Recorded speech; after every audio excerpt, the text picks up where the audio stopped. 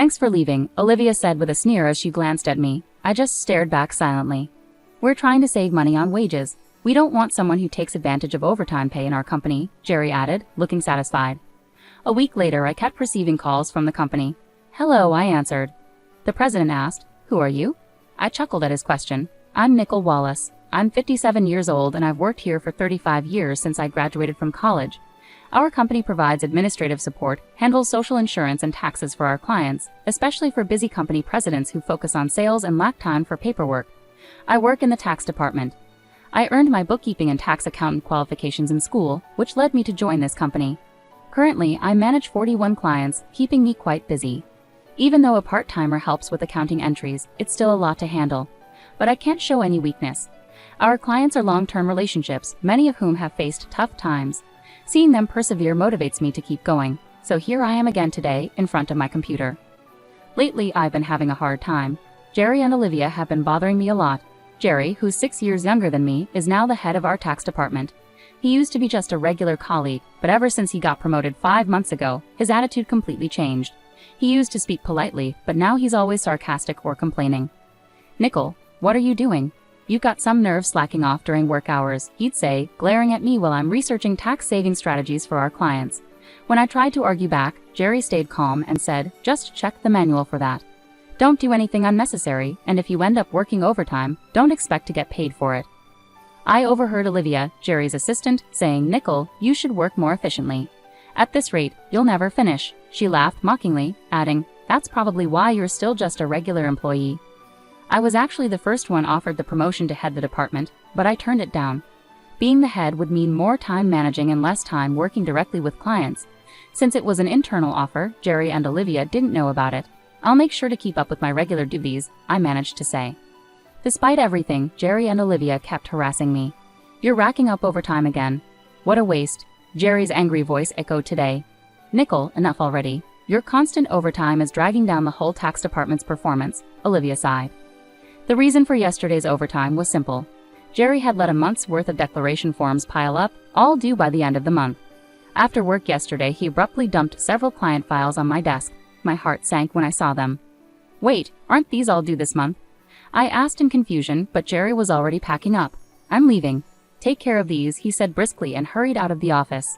Good luck, Olivia added, following Jerry with a mocking laugh. Unbelievable. I sighed as I opened the client files left on my desk. Some of them were supposed to be Olivia's responsibility. I sighed even deeper. I understood why Jerry was harassing me. They wanted me to retire quickly. I have more experience and deeper knowledge in taxation than him, so other members of the tax department often come to me with their questions instead of Jerry. There are other reasons why everyone avoids Jerry. He looks oily and unfriendly. The only female employee who stays close to him is Olivia. Jerry has a preference for younger women. That's probably why he wants me to retire, so the other female employees will rely on him more. It's such shallow thinking, it makes me uneasy. Also, he simply doesn't like me. Olivia was harassing me to gain favor with Jerry. Since Jerry evaluates the tax department's performance, she probably aimed to undermine me to get a good evaluation from him. Anyway, I have to handle these declarations. I need to prepare tax forms for my assigned companies, but it seems like I won't finish today's work either. If I try to claim overtime, I'll just get complaints from Jerry and Olivia, so I resigned myself to working unpaid overtime. One day I was suddenly summoned to the president's office. Our company had recently undergone a change in leadership. The founder's father, who had been running the company, had fallen ill, and his son, who previously worked elsewhere, took over despite being unfamiliar with our operations. Excuse me, I said as I entered the president's office.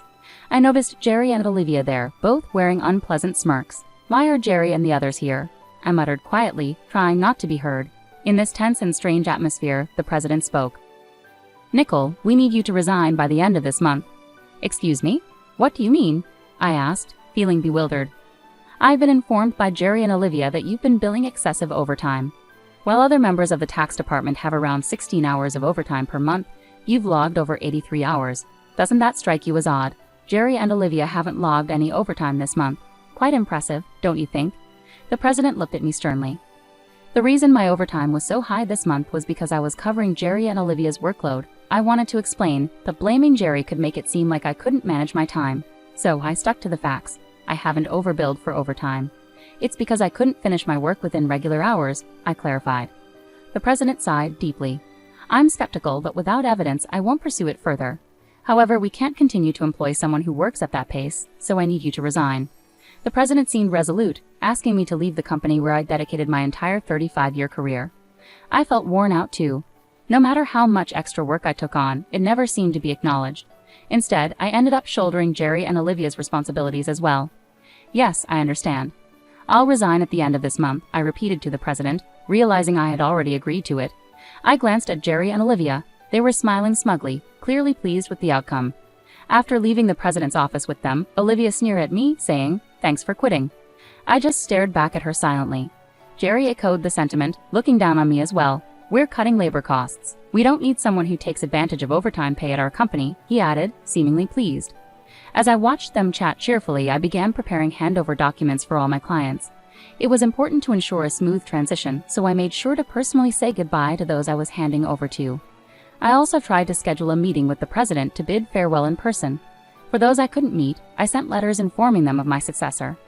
A week after resigning, I finally had a moment to relax at home. I had been swamped with handover tasks right up to my last day, and even before that, my workload had been heavy. A bit of relaxation seemed well-deserved. Just as I was thinking this, my phone rang. When I saw the call was from the company, I hesitated. I had already taken care of the social insurance procedures, so I ignored the first few calls. But they persisted, even calling from Jerry and Olivia's personal phones. Perhaps they hoped I would answer if it seemed urgent from the company. Eventually, feeling reluctant, I picked up. "Hello. Nicole, it's chaotic here," the president said urgently. "Who exactly are you?" I chuckled bitterly. "Who am I now? Just an unemployed woman. I've resigned from the company, so that's all I am at the moment." The president continued urgently. "Since you left, we've had 55 calls to halt transactions with the company. Please come back immediately." With that, he abruptly hung up. He sounded genuinely panicked. It seemed I had no choice but to return. Reluctantly, I got up and headed back to the company. As soon as I arrived, Jerry and Olivia were waiting for me. Their faces were pale, and they had dark circles under their eyes. "What's going on with both of you?" I asked, surprised by their sudden change in appearance. Jerry glared at me and said sharply, "Since you left, we've been bombarded with calls to stop transactions. Not just from your clients, but from potential new clients we were about to onboard. What did you do?" Olivia also eyed me suspiciously. "I never imagined Nicole would stoop so low." "I'm truly disappointed," Jerry remarked, his voice filled with disillusionment. The reason for their worn-out appearance was likely due to handling all the cancellations. I hadn't taken any actions against the clients, but I had a hunch why they were canceling their transactions. "Well, these cancellations seem inevitable now," I muttered quietly. "So you did do something," Jerry erupted. "Get to the president's office immediately." He then hurried me along to the president's office, with Olivia following closely. "President, I brought her," Jerry declared forcefully as he swung open the door, with Olivia entering hastily behind him. "I've been waiting," the president said, fixing his gaze on me. Jerry accused me as if I were the culprit. "It appears that Nicole was involved in the cancellation of transactions with our clients. We should not only have her resign, but also consider legal action for damages," Olivia argued vehemently, choosing her words carefully in front of the president. The president ignored Jerry and Olivia's interruptions and turned to me again. "Why did so many companies stop transactions after you left?" I took a deep breath and replied firmly, "It's simple. Our clients didn't just need basic tax management. They valued the personalized tax-saving strategies I offered. They could get cheaper services elsewhere, but they chose to stay with us because of the tailored approach I provided." Jerry snapped at me. "Who do you think you are to talk like that to the president? Do you really believe you're that indispensable?" Olivia taunted, "That's absurd. It has to be Nicole's doing." The president's expression was serious. Jerry and Olivia focus on operating strictly by the book, optimizing efficiency. But Nicole's approach involves more than that. It's about offering custom strategies that benefit our clients individually. One-size-fits-all solutions don't always meet our clients' needs, which is why many valued Nicole's contributions and chose to remain with us. Jerry grew visibly frustrated. "How can we justify spending so much time on each client's case? It's inefficient." "Yeah, it's not practical," Olivia added emphatically.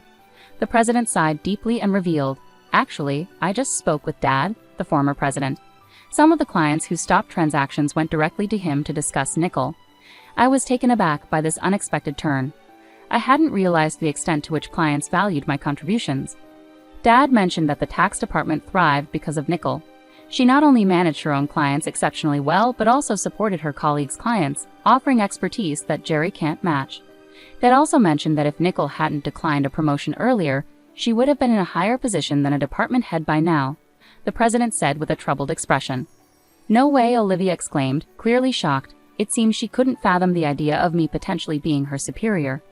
The president continued, his tone regretful. I deeply apologize for asking you to resign, Nicole. Can we rescind your resignation? You're indispensable to our company. I was genuinely pleased by the president's change of heart, but I hesitated to accept it. Before I could respond, Jerry interrupted forcefully. President, what do you mean she's better than me? I can't accept this. Jerry was visibly upset, his voice betraying his frustration. Olivia joined in, protesting. Jerry is an excellent leader who genuinely cares for his team. Are you really favoring Nicole over him? That's unfair. The president fixed a stern look on them both. In fact, since Nicole resigned, we've been receiving numerous complaints from the tax department. It seems that both of you have been offloading your responsibilities onto others, haven't you? What? That's not true. Jerry's face paled, his denial immediate. The president spoke with a look of disappointment. I've heard from the staff. Jerry, you've been delegating the preparation of your clients' declaration forms to your subordinates, even assigning Olivia's workload to them for many clients. Beside Jerry, who grew visibly paler, Olivia trembled when her name was brought up. There have been reports that you shifted your responsibilities onto Nicole before she resigned. Jerry, you even called her a time thief. It seems the roles have been reversed, haven't they? The president sighed heavily. No, that's not true. Jerry stammered, clearly flustered and unable to defend himself. Watching Jerry and Olivia both turn pale, the president continued sternly, furthermore, there have been reports of a relationship between you two. You've been seen leaving work together frequently. But Jerry, aren't you married? The president's glare intensified as he looked at Jerry and Olivia. I was simply mentoring Olivia in my role as her superior, nothing more, Jerry struggled to explain, but the president produced several receipts. These are expense receipts flagged by the accounting department, dining expenses claimed by Jerry. Who were these meals with? Certainly not clients, right? Jerry was sweating profusely, unable to answer. Olivia's face turned ashen. Jerry and Olivia, not only have you neglected your responsibilities and inflated expense claims, but you've also engaged in an inappropriate relationship within the office, despite being married. According to company policy, I am terminating your employment effective immediately, the president stated calmly and decisively. Jerry and Olivia pleaded desperately. Please wait. I'll retract the expense claims, just don't fire me. I have a family, Jerry begged, trying to reverse his termination. Olivia echoed his plea. Please, I don't want to lose my job. I'll apologize to Nicole and others for dumping work on them. Olivia was visibly on the brink of tears, realizing the gravity of being fired for neglecting her duties and having an affair with a superior. She must have been deeply concerned about her reputation. Trying to offer some advice, I said to Jerry and Olivia, why continue to resist? It's not helping your situation. Jerry shot me a glare. Shut up? What could someone like you possibly understand? I sighed and replied, Jerry, it was your actions that led to my resignation. It's just karma. What goes around comes around. Perhaps it's time for you to take responsibility and do some self-reflection. Damn it, Jerry exclaimed in frustration, while Olivia bit her lip anxiously. I haven't disclosed everything yet, but there's more to Jerry and Olivia's misconduct. Should I share more details? I asked the president with a wry smile. The stories of Jerry and Olivia's behavior were widely known in the tax department, and their reputations had preceded them. No, please don't, Nicole, please stop, they both pleaded urgently, trying to halt me. Giving them a firm ultimatum, I said misdeeds have a way of surfacing eventually. It might be in your best interest to confront reality before it escalates further. At my words, both Jerry and Olivia fell to their knees. The president wasted no time and terminated their employment on the spot. Later, I disclosed their wrongdoings, which included Jerry fabricating business trips to spend time with Olivia for days, as well as pressuring disliked colleagues to resign by unfairly reprimanding them and imposing sudden, unreasonable deadlines. Former employees who had resigned had asked me to keep quiet initially, but now that they were happily employed elsewhere, I felt it was appropriate to speak up. The president was incensed by the revelations. He expressed his anger by docking their final salaries and announced plans to conduct a thorough investigation into past inflated expense claims. Tearfully, Jerry pleaded with the president, please don't dock my salary. What will I say to my family? Eventually, Jerry's affair with Olivia came to light to his wife, resulting in their divorce. Both now faced claims for compensation in the divorce proceedings. For some reason, Jerry reached out to me, pleading, please, can you convince the president to reconsider the termination? Olivia and I are in serious trouble now. Jerry and Olivia were having a hard time finding new jobs because the tax industry is tight-knit. If you mess up, everyone hears about it, and that makes it tough to get hired elsewhere. They really need money for their divorce settlement and living expenses, so they're doing manual labor on construction sites now. It's a big change from their usual office work. Olivia calls me crying often, saying, "Nicole, please help.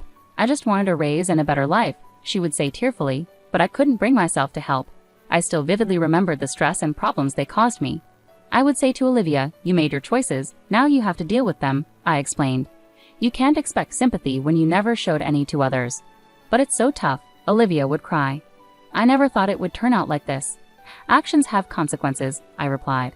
"You and Jerry brought this upon yourselves. You can't undo it now. You have to face the consequences of your actions." Olivia's despairing cries were the consequences of her own decisions. It was a tough lesson, but one she needed to learn. Meanwhile, I found solace in my new routine. Working at my friend's tax office was fulfilling.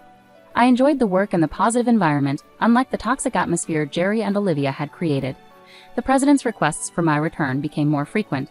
"Please come back, Nicole, we really need you," he would urge. Each time I would politely decline, saying, "I'm sorry, but I've moved on. I appreciate the offer though." Every day, starting my own office seemed like a clearer goal. In my own space, I could make the rules. No more unfair treatment or office politics. My focus would be on giving my clients the best service, building relationships based on trust and respect. In this new phase of my life, I finally felt at ease. I felt lighter, free from the burdens of the past.